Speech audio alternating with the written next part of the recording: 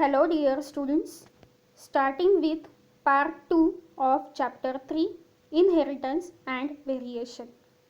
In the part 1, we have studied the history of Johann Mendel, then why Mendel selected pea plants for his experiment, and some genetic terminologies. Now in this part, we will study monohybrid cross, dihybrid cross, back cross, test cross, and 3 laws of inheritance. Let us start with monohybrid cross. It is a cross between parents differing in only one heritable trait. It's called monohybrid cross. For example, cross between pure tall and pure dwarf pea plants. Mendel used all the 7 pairs of contrasting character and he performed monohybrid crosses. See the example. P generation, that is parent generation. He first obtained the pure parents, which is the first step of his experiment. So he select tall pea plants having genotype T and dwarf pea plants having genotype t. Then he performed the step of emasculation. He considered tall plants as a male and dwarf as a female plants. He obtained male and female gametes. Tall plant produces T gametes, dwarf produces small t gametes. Then he made a cross to obtain the F1 generation. So he obtained F1 generation in the form of all tall hybrid pea plants having genotype T. Students, appearance of tallness in the F1 generation proves the law of dominance. We will study what is the statement of law of dominance later on. But the character which is obtained in the F1 generation is called as dominant and the one which is suppressed is called as recessive. So tallness suppresses recessiveness at the F1 generation. Then he performed the next step of selfing of F1. T crossed with T inbreeding is called as. Then he obtained the gametes, 2 types, T small t. Then he obtained possible genotypes by using Punnett square and then he obtained the 2 ratios. Phenotypic ratios, that is tall to dwarf in the form of 3:1 and genotypic ratio in the form of T is to T small t is to small t in the ratio 1:2:1. So he obtained or he observed the appearance of both the characters in the F2 generation, but in the F1 generation only the dominance is expressed. This explains law of dominance. Next is called as dihybrid cross. A cross between parents differing in 2 heritable traits is called dihybrid cross. So Mendel considered 2 characters, contrasting characters at a time to obtain dihybrid ratio. See the example. Parent generation.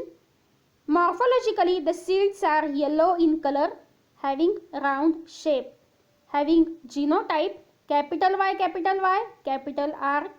R, and it is crossed with the plants having a recessive character, green colored seeds with wrinkle shaped seeds, having genotype y, r. He obtained the gametes Y, R and y, r. Then he obtained F1 generation. He observed that all the plants are yellow round but they are hybrids. Again, these steps explains the law of dominance. He obtained yellow round characters in the F1 generation. Then he carried out the next step, selfing of F1. F1 produces 4 different types of gametes. Appearance of 4 different types of gametes explains the law of segregation and law of independent assortment. These laws we'll study in later. But see, the gametes which are produced by the F1 hybrid are capital Y, capital R, capital Y, small r, small y, capital R, small y, small r. So, he obtained the two parental combinations, two parental gametes, capital Y, capital R, small y, small r, and two they are having new combinations. That is law of segregation. The alleles of a allelic pair, capital Y, capital R, they separate during gamete formation and they go independently during the formation of gametes. Each gamete shows only one allele out of two allelic pair. This explains law of independent assortment. So, Mendel obtained the genotypes by using the Punnett square method. So, he obtained 16 different plants, out of which 9 he obtained yellow round, 3 green round, 3 yellow wrinkled and 1 is green wrinkled. In the ratio 9:3:3:1 is called as phenotypic ratio of dihybrid cross. And he obtained the genotypic ratio of dihybrid cross like 1:2, 2:2, 1:2, 2 is to 4 is to 2 is to 1 is to 2 is to 1, which is the genotypic ratio of dihybrid cross. So students, monohybrid cross explains law of dominance. Dihybrid cross also explains law of dominance along with law of segregation and law of independent assortment. Now, starting with Mendel's laws of inheritance. First law is called as law of dominance.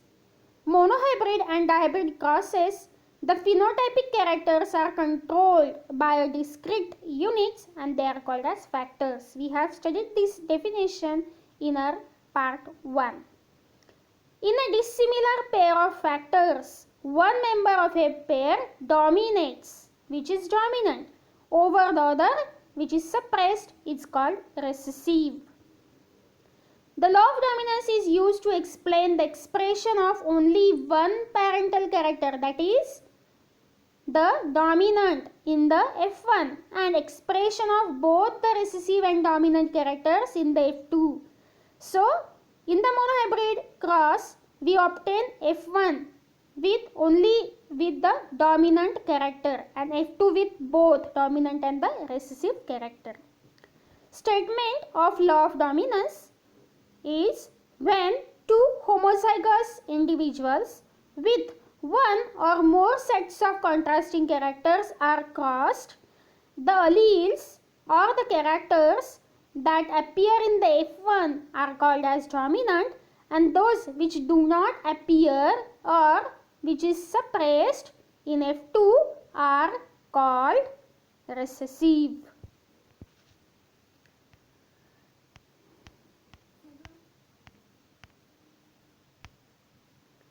Now, see the chart showing different dominant and recessive genes in the human being. There are certain examples.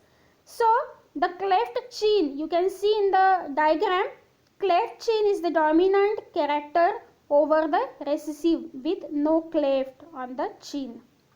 Widow's peak is dominant over the straight hair line or no widow's peak. Dimples on his cheeks is the dominant over no dimples. Brown or the black color of the hair is dominant over the blonde hair color. Freckles on nose is dominant character over no freckles on nose. Brown eye color is dominant over the grey blue or green eye color. Free ear lobe is dominant over the attached ear lobe. So dominance has a significance because there are certain dangerous diseases like sickle cell anemia. It is a recessive gene disorder. So the gene for the sickle cell anemia is suppressed by a normal gene. So the dominance is a significant character. Second is law of segregation, is also called as law of purity of gametes. This law is based on the fact that alleles do not show any blending or mixing, and both the alleles or characters are recovered as such in the F2 generation, though one of these is not seen at the F1 stage. That is, during formation of gametes, two alleles of a pair undergo separation or segregation. Otherwise, recessive type will not appear in the F2. The gametes which are formed, they are always pure for a given trait.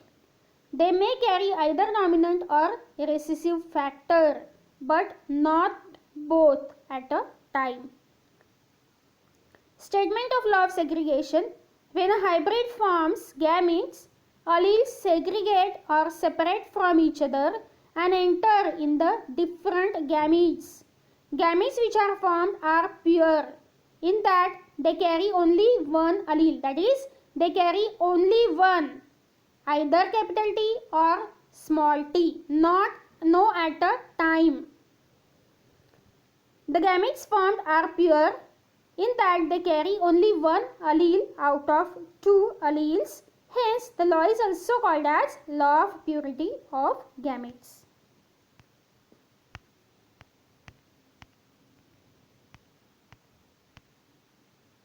Law of independent assortment. So this law is based on dihaprid cross. Independent assortment. Assortment is separation. It describes how different genes or alleles present on different chromosomes and they assort independently from each other during gamete formation. These alleles are randomly united in the fertilization. In dihaprid cross, we have studied F2 phenotypic ratio is 9:3:3:1. This indicates that two pairs of character behave independent of each other. That is, the F2 phenotypic ratio shows the presence of non-parental combinations also.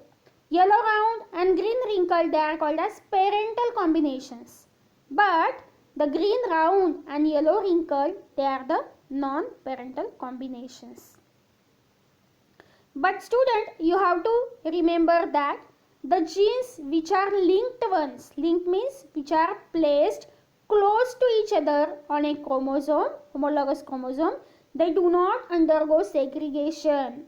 They both go together in the gametes, so that linked genes does not follow law of independent assortment. Only unlinked genes which are present far from each other on a homologous chromosome, they undergo segregation. They shows the independent assortment. The statement of law of independent assortment is, the law states that when hybrid possessing two or more pair of contrasting characters forms gametes, the factors in each pair segregate independently of each other. So that students, we have studied four different types of gametes. They are formed in dihaprid cross. So capital Y, capital R, capital Y, small r, small y, capital R, and small y, small r.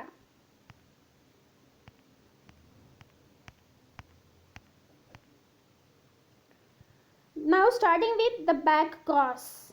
So it is a cross between F1 and any one of the parent. So the F1 is crossed with any one of the parent from which they were derived. Such a cross is called as back cross. For example, capital T small t, which is a hybrid, F1 hybrid, is crossed back with either capital T or small t small t. Next is the test cross. So it is a cross of F1 hybrid with homozygous recessive parent. It's called as test cross. So it is a cross between the capital T small t F1 hybrid with the pure recessive parent small t. The test cross is called as back cross, but back cross is not necessarily a test cross. Significance of test cross. It is used to test whether an individual is homozygous pure or heterozygous for a trait. So we will study this significance of test cross with one example. So here the flower color having dominant phenotype purple.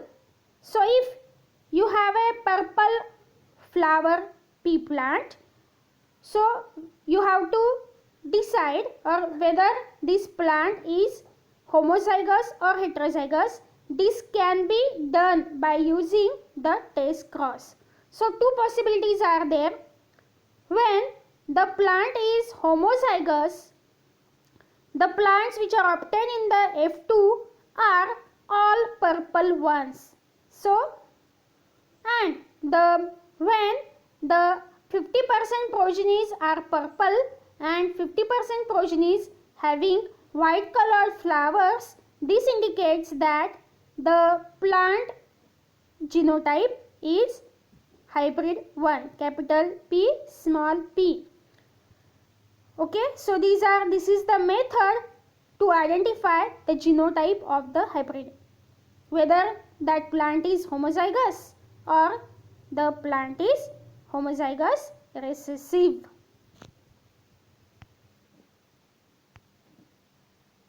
Significance of test cross. Test cross is very easy method, simple, repeatable and predictable method. Test cross can be used to find out the genotype of any plant with dominant expression. Just now we have studied this, but it is not known whether it is homozygous or heterozygous for that trait. For example, a pea plant having violet or the purple flowers is crossed with a pea plant having white flowers.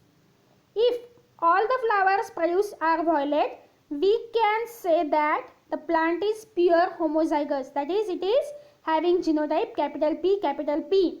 And if the violet and the white color flowers they are obtained in 1:1 ratio, 50-50 in percentage, we can conclude that the plant is heterozygous for the trait, that is capital P small p. Test cross is also used to introduce useful recessive traits in the hybrid in crop improvement programs, in the breeding experiments.